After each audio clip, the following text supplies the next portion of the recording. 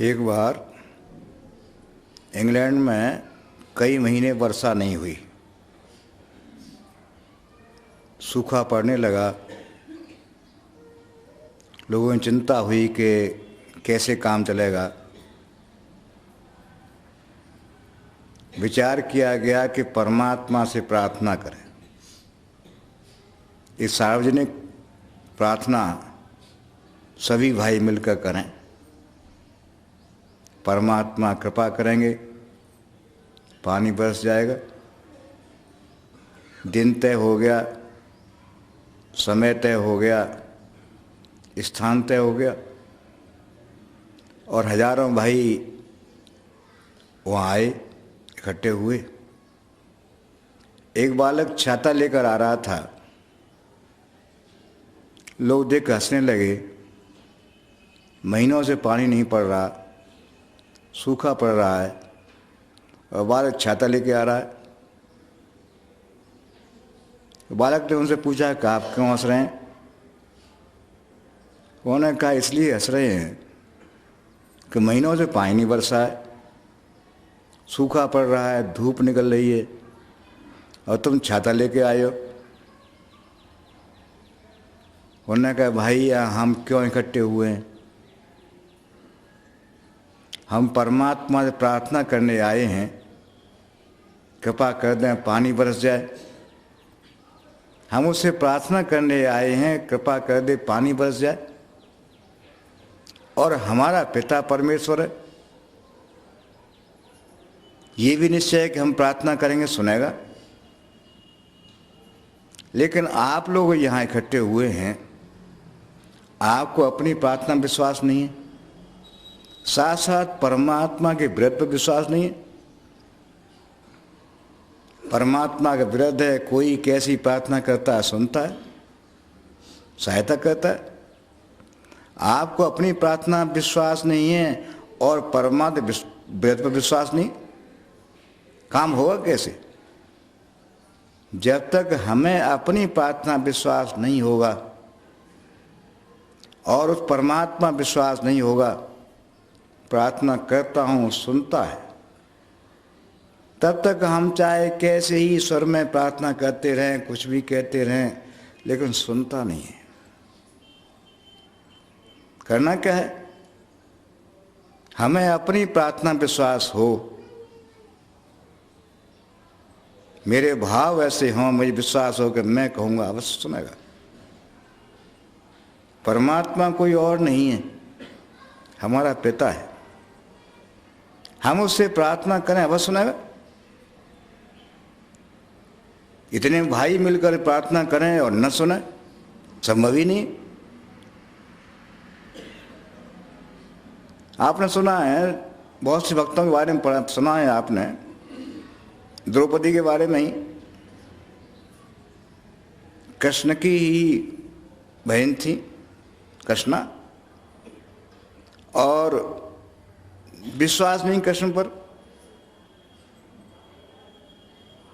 ये तो विश्वास है कि राजा बैठा है, ऐसा नहीं होने देगा। भीष्म पितामह बैठे हैं, धर्म के रखवाले, ऐसा नहीं होने देंगे। एक नारी की इज्जत जाए, ऐसा नहीं होने देंगे। ये सारी सभा बैठी है जिसमें अच्छे अच्छे विद्वान हैं, ऐसा अनर्थ नहीं होने देंगे। लेकिन सभी देखते रहे, अत्याचार होता रहा, दूसरा संसारी खींचता रहा। उसका विश्वास हटता गया। करे राजा ने भी कुछ नहीं कहा, इतनी सभा बैठी, इसने किसी ने कहा। भीष्म पिता जैसे धुरंधर, धर्म के धुरंधर बैठे हैं, इन्होंने भी कुछ ऐसे नहीं कहा। तब विश्वास और आगे बढ़ा, शायद मेरे पति बैठे हैं 5, बहुत बलवान हैं, ऐसा अत्याचार नहीं होने देंगे। लेकिन समय वो आया जहां पति बैठे रह गए। अब कोई सहारा नहीं। उन्होंने कहा मैं अपने दांतों तने दबाती उंगली, वो साड़ी, अपना बल लगाया, लेकिन वो बल भी नहीं चला, साड़ी दांतों से भी खिंच गई। तब फिर अंत में ख्याल आया कि नहीं, अब तो केवल परमात्मा ही है, कृष्ण ही है, और देर नहीं लगी, एक क्षण में ही वो परमात्मा उपस्थित हो गया, वस्त्रमय हो गया। इतना वस्त्र खींचते खींचते दुशासन थक गया, लेकिन साड़ी नहीं खींच पाई। ऐसे ही परमात्मा हमारा पिता है, और कि साथ में आसमान नहीं रहता, हर समय हमारे पास रहता है। जैसे आप देखते हैं माँ और छोटा बालक, बालक खेल रहा है, माँ ने खिलौने डाल दिए, खिलौने में खेल रहा है, लेकिन तब भी माँ की एक निगाह बालक के ऊपर रहती है। चाहे कोई भी काम कर रही हो, एक निगाह बालक पर जरूर रहती है। जहाँ उसकी आंख में एक आंसू निकल आता है, वहीं माँ सारा काम छोड़ देती है, बच्चे गोद में उठा लेती है। ऐसे ही हमारी प्रार्थना में जहाँ हमें विश्वास हो जाएगा, मेरी प्रार्थना मत सुनेगा, तो कोई वजह नहीं कि वो न सुने। हमें अपनी प्रार्थना विश्वास नहीं होता। हम प्रार्थना करते हैं, मंदिर में जाते हैं, रोजाना ध्यान में बैठते हैं, गुरु महाराज से प्रार्थना करते हैं, लेकिन न हमें अपनी प्रार्थना बल लगाते हैं, न गुरु महाराज के व्रत का हमें विश्वास है। खाना पूरी रोजाना कर लेते हैं, हाँ साहब आज भी ध्यान किया, कल भी ध्यान किया, 20 साल से ध्यान कर रहे हैं। खाना पूरी हो जाती है, लेकिन वो विश्वास नहीं पैदा कर पाते। एक बार भी विश्वास साथ बैठ जाएं, पूरी तन्मयता से बैठ जाएं, कोई वजह नहीं कि हमारी बात न सुने, क्योंकि वो तो महान कृपा का सागर है, महान कृपा का सागर है, कहीं दूर नहीं है। सबसे पास में कोई है तो परमात्मा ही, सबसे पास में कोई है तो परमात्मा है, और वो सुनता है। जरूरी नहीं कि संस्कृत की प्रार्थना सुनता हो, जरूरी नहीं कि लय में कही हुई प्रार्थना सुनता हो। आपने सुना है गज की बात सुन ली उसने, सबकी सुनता है, हर जीव की सुनता है, हर जीव उसकी संतान है, हर एक सुनता है, लेकिन खाली फॉर्मेलिटी न रह जाए। हमें अपनी प्रार्थना पर विश्वास हो, उसकी कृपा पर विश्वास हो, साथ साथ ये भी नहीं कि आज अब नहीं तो फिर सुनेगा। आपने पढ़ा है शबरी, गुरु ने कहा कि सविते भगवान राम आएंगे, सभी तैयारी कर रही है, रास्ता दूर साफ करे आई, जल ले आई भगवान आएंगे अर्घ देंगे, फूल ले आई भगवान आएंगे तो फूल अर्पित करेंगे अर्घ, चुन चुन के अच्छे पत्ते ले आई, सिंहासन बनाएंगे, भगवान को बिठाएंगे इस पर, चक्के फल ले आई, कहीं खट्टे फल न हो, रख लिए, भगवान बैठेंगे, फल अर्पित करेंगे। बैठिए कि आते ही होंगे, गुरु महाराज ने कहा तो आते ही होंगे। पूरा विश्वास, गुरु महाराज ने कहा है जरूर आएंगे।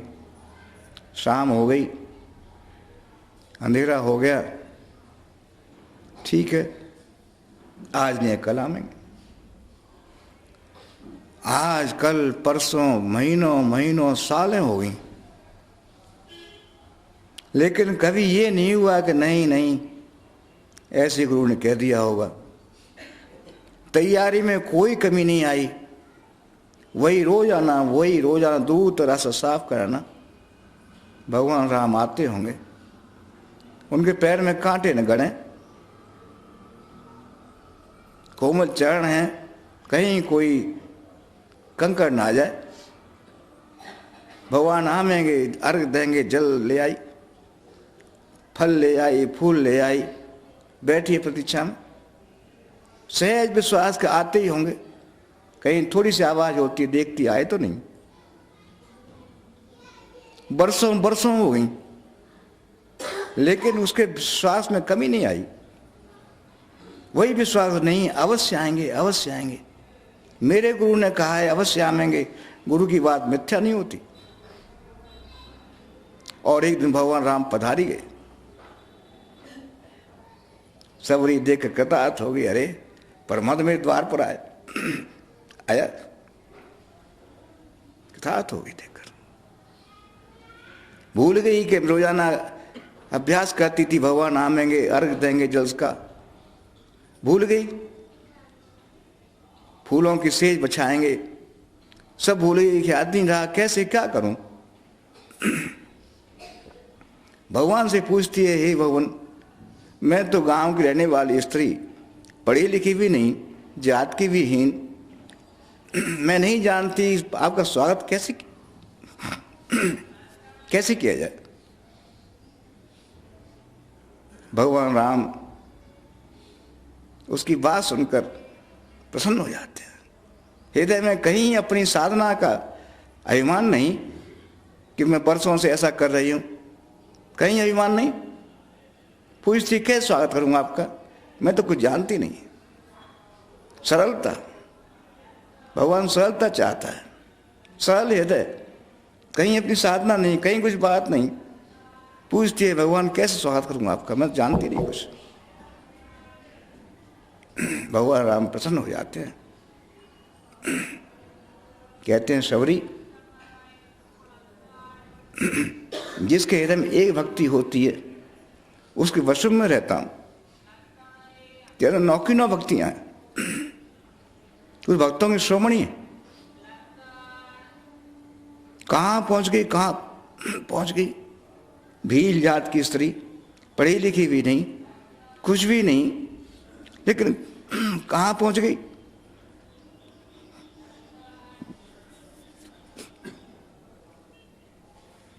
भगवान कहते हैं सभी भक्तों की श्रोमणी है, श्रोमणी, भक्तों की श्रोमणी है। और नवदा भक्ति का वर्णन किया सबरी के सामने कि 9 भक्ति होती है। सबरी, तेरे 9 की 9 भक्तियां हैं, भक्तों की श्रोमणी। ये अवस्था उसे प्राप्त हुई इस साधारण सी महिला को, गुरु के विश्वास पर। गुरु ने कहा ऐसा अवश्य होगा। प्रार्थना बल, रोजाना वही, कहीं विक्रम नहीं आया कि नहीं, अरे कह गए होंगे, रोजाना वैसा ही करना। एक सहज विश्वास, मेरे पिता हैं, मेरे गुरु, मेरे सुनने। सबरी तो कृतार्थ हुई, लेकिन परमात्मा राम कृतार्थ हो गया। सबरी क्या जाकर, आपने सुना है, पढ़ा है, झूठे वेद रखे थे, सभी ने वही भगवान को अर्पित किए। भगवान ने बड़े प्रेम से खाए। क्या स्वाद था उनका, भगवान वर्णन नहीं कर सके। लिखा है, लौट कर अयोध्या गए, माँ कौशल्या ने बहुत सुंदर खाना बनवाया। 14 साल बाद पुत्र लौट कर आया है। जंगल में इतना बढ़िया खाना कहाँ से खाना मिला होगा। माँ का हृदय अपने हाथ से परोसा। अब पूछते हैं माँ, पूछते हैं राम, खाना कैसा बना है। कहते हैं माँ बहुत सुंदर बना है, लेकिन जो स्वाद सबरी के बेरों में था वो नहीं।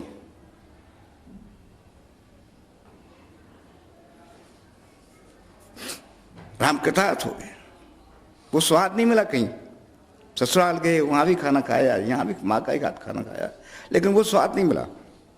कारण भक्त, भक्त का हृदय हमारा पिता है, परमात्मा कोई और नहीं है, हमारा पिता है। हमारी बात जरूर सुनेगा, ऐसा हो ही नहीं सकता हमारी बात न सुने। और कहीं दूर नहीं है, अत्यंत पास है, अत्यंत पास है। सबसे पास में कोई है तो परमात्मा है।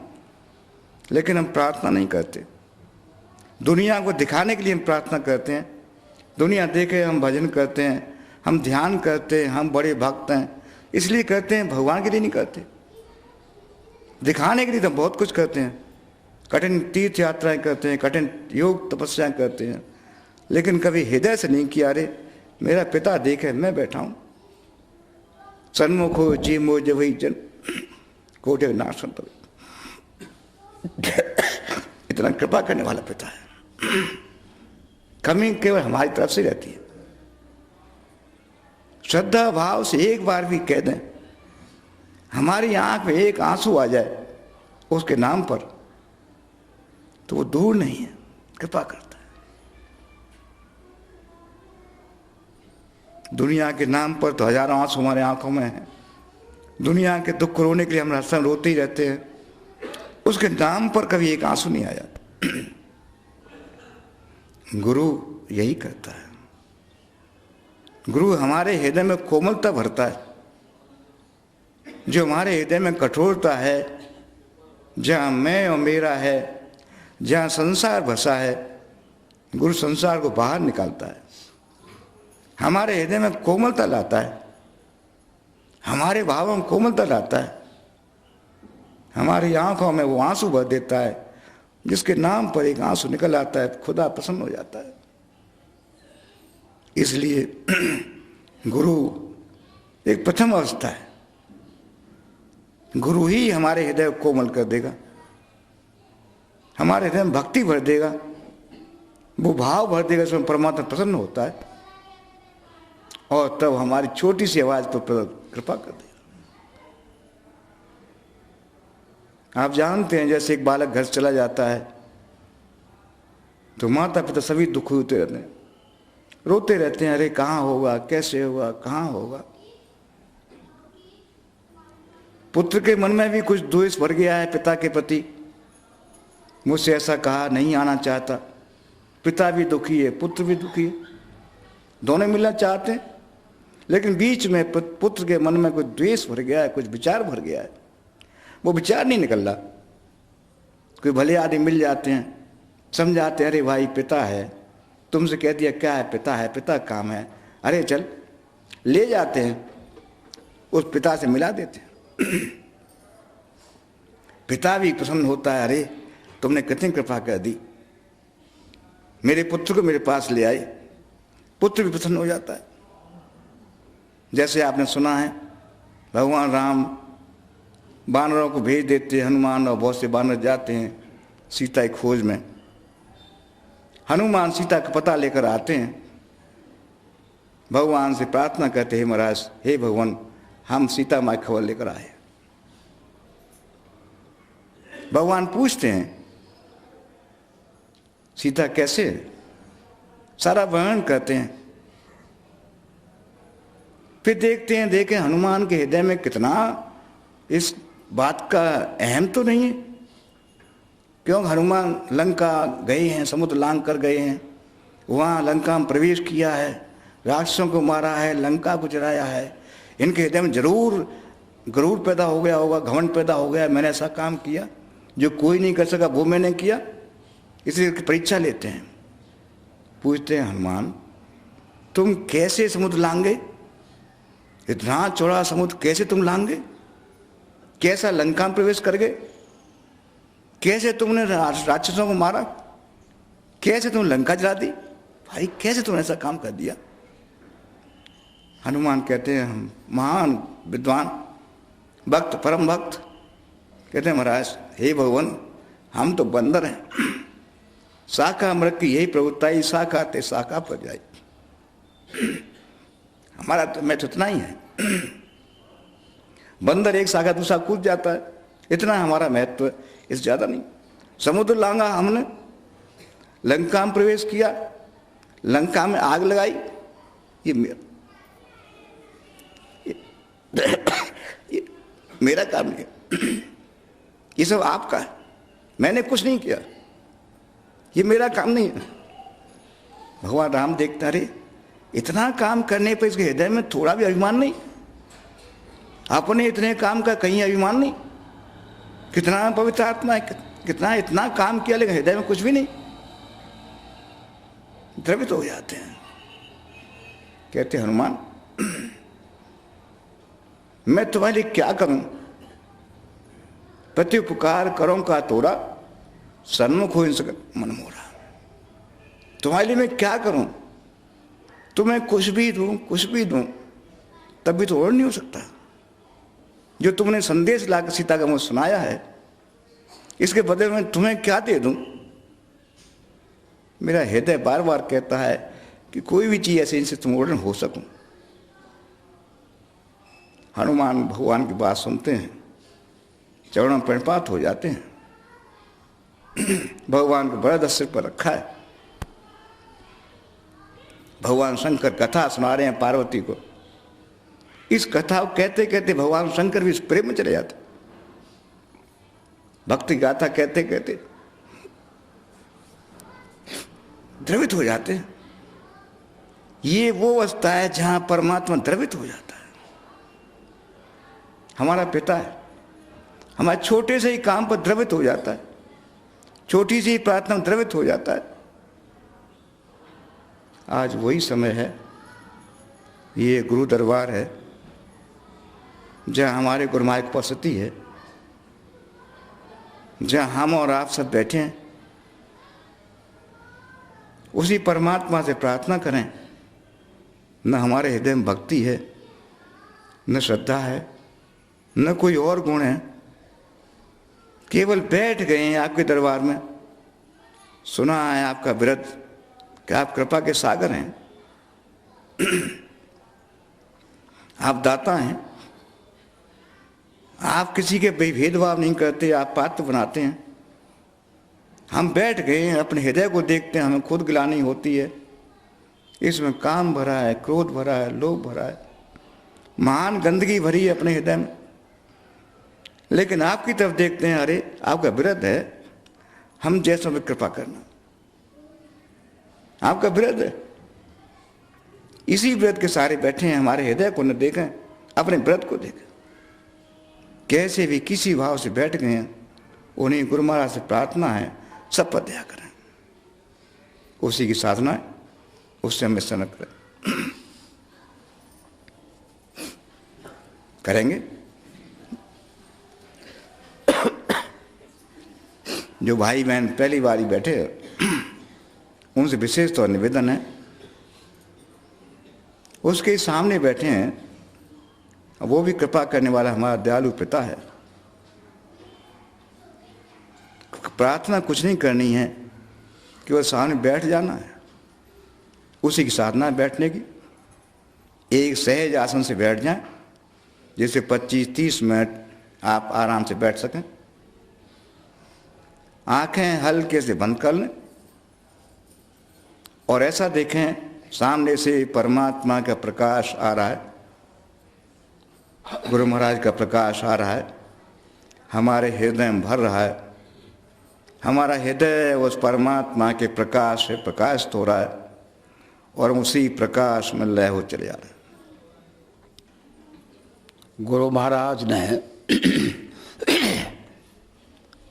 एक महात्मा के बारे में लिखा है। वो अपनी कुटी के अंदर ही अधिकतर रहा करते थे, बाहर बहुत कम निकलते थे, किसी से बात भी ज़्यादा नहीं करते थे। एक दिन वो अपनी कुटी से बाहर आए, वहाँ पर एक जिज्ञासु उनके दर्शनार्थ रहता था। वो पहुंचा, देखा महात्मा जी बैठे हुए हैं कुटी के बाहर, प्रणाम किया और जिज्ञासावश पूछने लगा, भगवान संसार में कैसे रहें? महात्मा जी बोलते थे नहीं कुछ भी, लेकिन उसकी जिज्ञासा को देख करके कहने लगे, बस ये 2 शब्द कह करके वो तुरंत अपनी कुटी के अंदर जा पहुंचे। अब वो जिज्ञासु उसका अर्थ ही नहीं समझ पाया, ये क्या कह रहे हैं, क्या कहे क्या करे। वो तो महात्मा जी तो बात बताएंगे नहीं पूरी। तो गांव में एक विद्वान पंडित रहते थे, उनके पास पहुंचा कि आज हम उन महात्मा जी के पास गए तो अपनी जिज्ञासा मैंने प्रकट की तो उन्होंने कह दिया भ भ।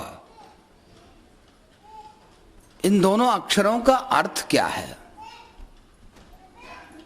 कुछ न कुछ बात उन्होंने अवश्य बतलाई है, आप कृपा करके विचार करें और बतलाएं। पंडित जी विद्वान थे, जानते थे।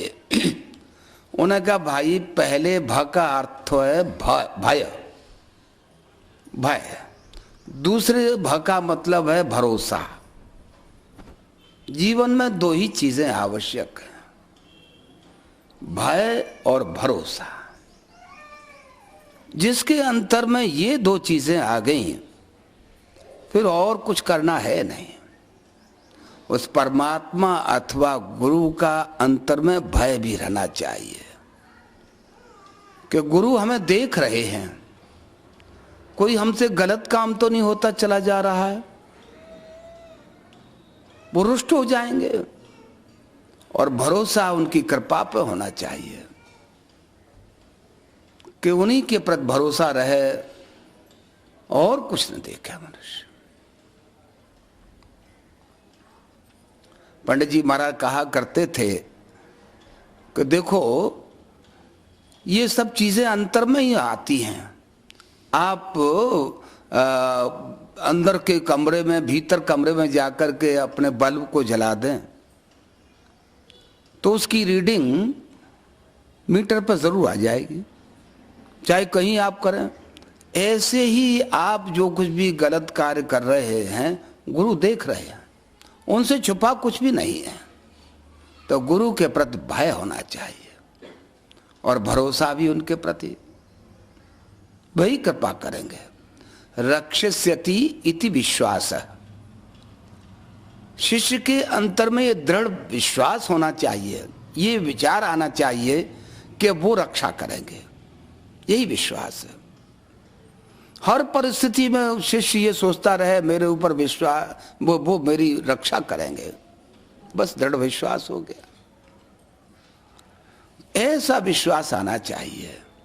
लेकिन हम सब जड़ता में हैं, दूसरों पर विश्वास ले आते हैं, दूसरों पर भरोसा ले आते हैं। तुलसीदास जी यही प्रार्थना भगवान से करते हैं, यह विनती रघुवीर घुसाई, और आस विश्वास भरोसो हरो जीव जड़ताई। इस जीव के अंतर में एक जड़ता आ गई है, अज्ञान आ गया है, इसलिए दूसरों के प्रति से विश्वास आ गया है, दूसरों पर भरोसा कर रहा है। इस जड़ता को आप दूर करते हैं। ये अज्ञान में फंसा हुआ जीव समझ नहीं पाता है किसके प्रति विश्वास होना चाहिए। एक बड़ी सुंदर गाथा आती है रामचरितमानस में ही, परम पूज्य बड़े भैया साहब सुनाया करते थे, उर्मिला के बारे में। भगवान राम लक्ष्मण वनवास में रहते ही थे, 14 वर्ष की अवधि थी। इसी बीच में सीता का हरण हो गया। लक्ष्मण को शक्ति लगी, बचने की आशा नहीं रही। बड़ा विषम परिस्थिति थी उस समय। भगवान भी विलाप करते। वहां पर वैद्य को बुलाया गया। सुखीन वैद्य ने कहा कि जड़ी है, जो इस जड़ी को पर्वत पर उगती है वहां से ले आएगा तो भी इनके प्राण बच सकते हैं। हनुमान जी से कहा, उन्होंने कहा मैं जाता हूं। हनुमान जी जाते हैं और वहां पर पहचान नहीं पाते, इसलिए उस पर्वत को ही लेकर के, उस पर्वत के टुकड़े को लेकर के चल देते हैं। रास्ते में चले जा रहे थे, इधर भरत हर समय भगवान के ही बारे में सोचते रहते थे कि कुछ अनिष्ट न हो उनका। देखा कोई राक्षस जा रहा है ऊपर आकाश मार्ग से, और कुछ जलता हुआ ऊपर जा रहा है, कुछ चमक रहा है कोई चीज। तो उन्होंने बिना फर का बाण चला दिया। हनुमान जी बस राम राम करते हुए पृथ्वी पर आ गए। उस समय कोलाहल मच गया। भरत ने देखा, अरे ये तो वीर हनुमान है। पता लगा क्या बात है, कैसे, कि लक्ष्मण को शक्ति लग चुकी है, बचने की आशा रही नहीं। ये मैं जड़ी ले जा रहा हूं, बूटी है, इससे उनके प्राण बच जाएंगे। अरे ये तो मुझसे बड़ा अनर्थ हुआ। इस कोलाहल को सुनकर के माताएं, रानियां सब आ गए। अजीब दृश्य था, सभी दुखी थे कि लक्ष्मण का ये हाल है, कैसे क्या हो। तो हनुमान सबको देखते हैं, सब शोक से व्याकुल हो रहे हैं, दुखी हैं। उर्मिला की तरफ देखते हैं कि उर्मिला को कोई शोक नहीं है किसी तरह का, जबकि इनके पति हैं लक्ष्मण। सबसे शोक तो इन्हीं को होना चाहिए, दुखी होना चाहिए। जिज्ञासा वश हनुमान जी उर्मिला से ही पूछ बैठते हैं, रानी, लक्ष्मण को शक्ति लगी हुई है, प्राणों पर संकट है, और तुम दुखी नहीं दिखाई दे रही हो, क्या कारण है? उर्मिला कहती हैं, हनुमान ये बतलाओ, मेरे पति कहाँ हैं इस समय, उनका शरीर कहां पर है? हनुमान जी कहने लगे, वो तो इस समय भगवान के अंक में है, भगवान की गोद में उनका सर है, तब फिर मुझे क्यों शोक होना चाहिए? मुझे तो पूर्ण विश्वास है कि भगवान उनकी रक्षा करेंगे। जब उनकी गोद में उनका सर रखा हुआ है तो मुझे चिंतित होने की आवश्यकता भी क्या है। ये बूटी आप ले अवश्य जाएं, लेकिन मुझे विश्वास है कि उनका बाल बांका भी नहीं हो सकता है। तो ये विश्वास हमको कहां से कहां ले जाता है। कितना दृढ़ विश्वास था कि मुझे विश्वास है उनका कुछ भी नहीं हो सकता है, अनिष्ट हो ही नहीं सकता है।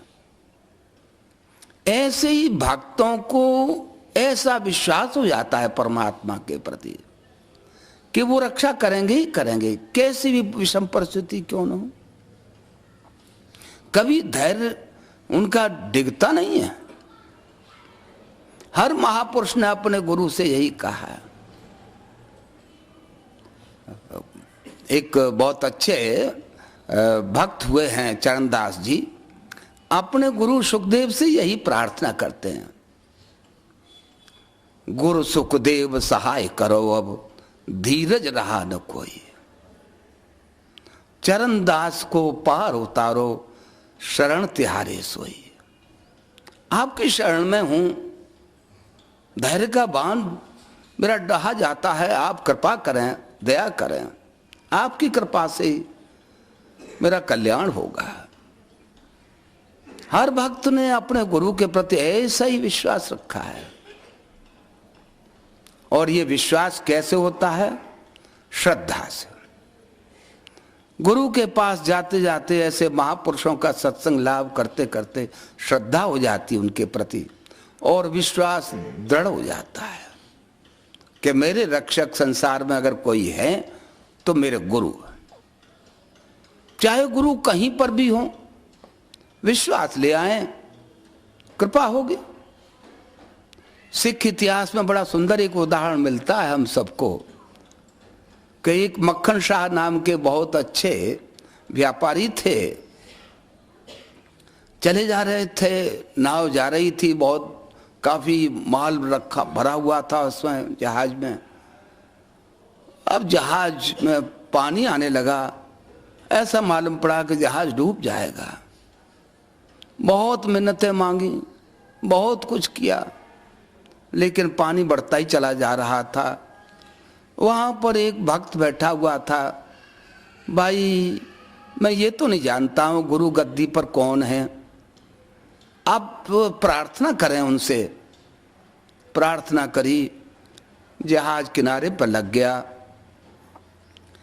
मिन्नत मान रखी थी। वहां जाते हैं, देखते हैं कि 22 गुरु बैठे हुए हैं, सब अपने अपने को गुरु बतला रहे हैं।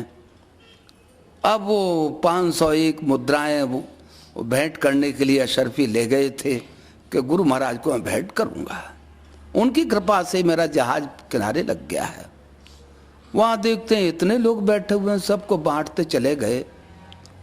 एक कुछ 5 अशरफी रह गई।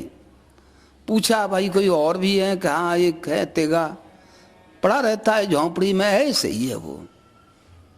वहां गए, जा करके कहा महाराज ये 5 अशरफी लेकर के आया हूं, मेरा जहाज किनारे लग गया, बड़ी कृपा हुई।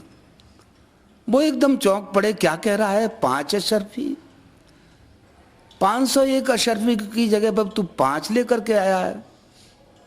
बस उन्होंने एक चादर पड़ी हुई थी शरीर के ऊपर, पीठ पर हटाई। देख तेरे जहाज को बचाने के लिए मैंने उसे अपनी पीठ से ठेला है और इस पीठ में इतने घाव हो रहे हैं, देख ले तू इनको सब।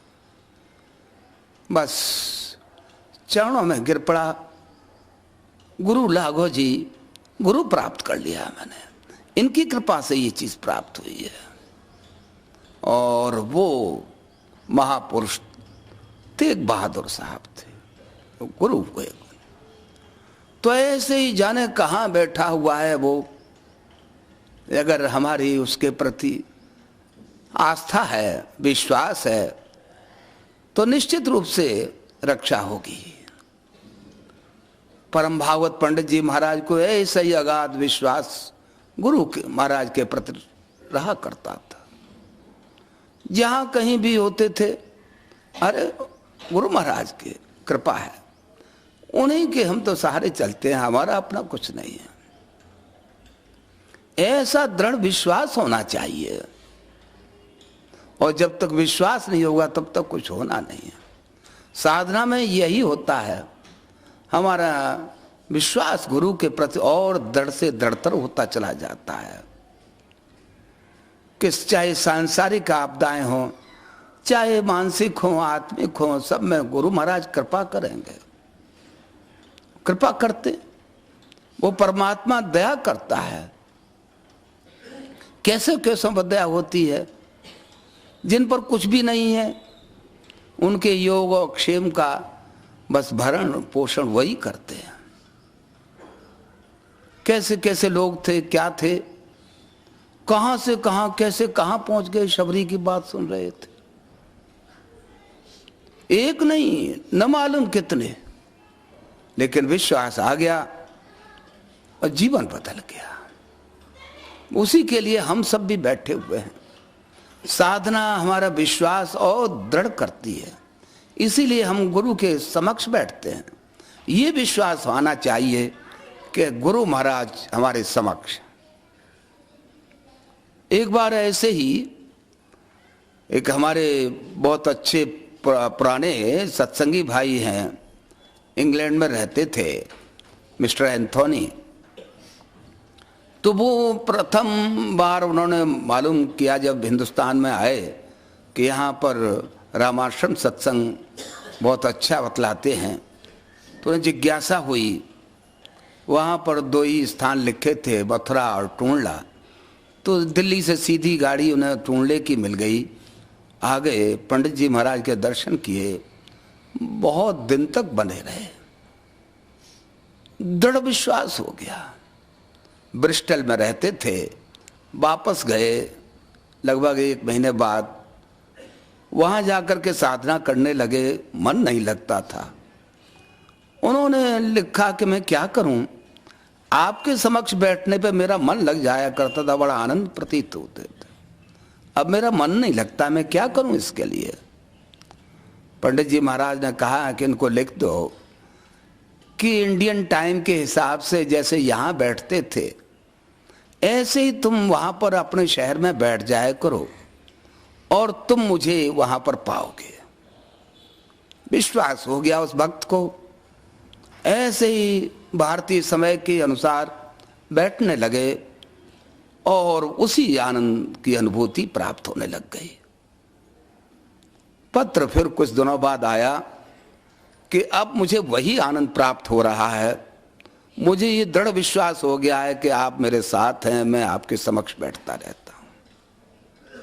ये उदाहरण है उन भाई का जो कि ठीक तरह से यहाँ की भाषा भी नहीं समझते थे, लेकिन विश्वास आ गया कि यही महापुरुष हैं, इन्हीं के द्वारा मेरा उद्धार होगा।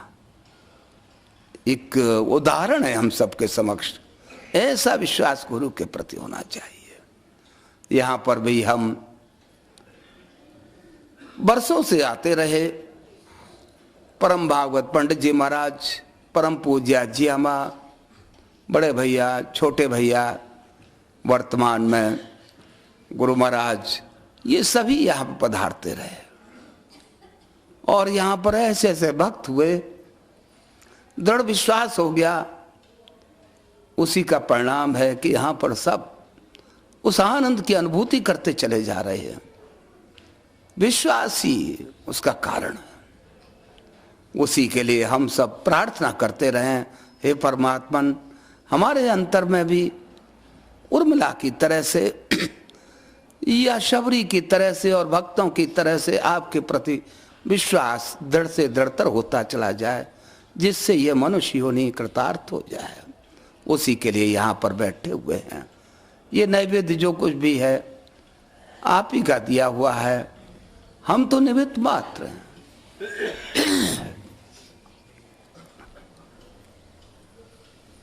पंडित जी महाराज एक बड़ी छोटी सी कहानी कहा करते थे एक भाई के बारे में। राधा रानी के मंदिर में एक भाई दर्शनार्थ जाते रहते थे, युवावस्था से ही नियम था।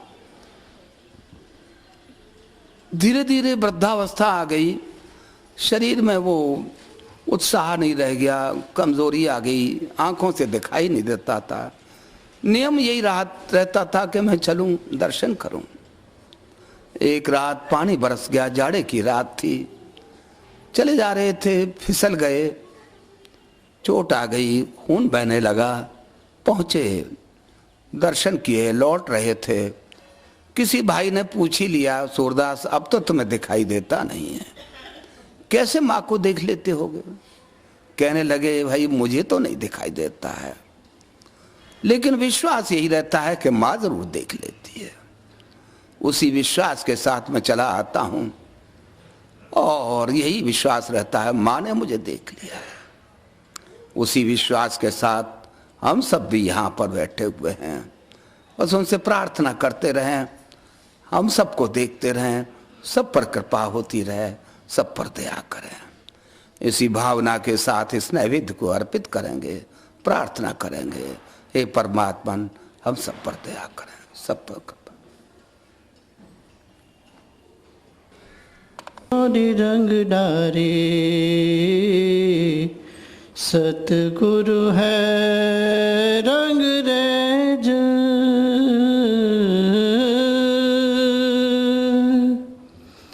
शाही रंग छुड़ाय के रे दिया मजीठी रंग, शाही रंग छुड़ाय के रे दिया मजीठी रंग, चस की चास चढ़ाय के रे, चस की चास चढ़ाय के रे खूब रंगी झकझोर चुनर मोरी रंग डारे, सतगुरु है रंग रेज, चुनर मोरी रंग डारे, सतगुरु है रंग रेज। भाव के कुंड नेह के जल सो प्रेम रंग दई बोर, भाव के कुंड नेह के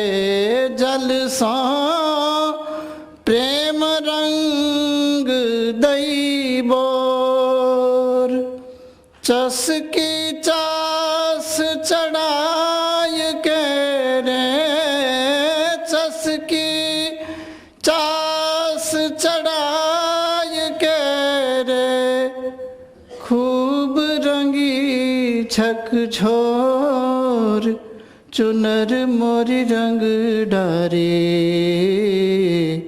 सतगुरु है रंग रेज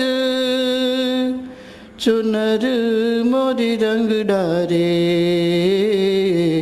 सतगुरु है रंग रेज सतगुरु ने चुनरी रंगी रे सतगुरु चतुर सुजान सतगुरु ने चुनरी रंगी रे सतगुरु चतुर सुजान सब कुछ इन पर मार दूं रे सब कुछ इन पर मार दूं रे तन मन धन मोर प्राण चुनर मोरी रंग डारे सतगुरु है रंग रेज चुनर मोरी रंग डारे सतगुरु है रंग रेज कह कबीर रंग रेज गुरु रे मुझ पर हुए दयाल कह कबीर रंग रेज गुरु रे मुझ पर हुए दयाल शीतल चुनरी ओढ़ के रे शीतल चुनरी ओढ़ के रे भई हाँ मगन निहाल चुनर मोरी रंग डारे सतगुरु है रंग रेज चुनर मोरी रंग डारे सतगुरु है रंग रेज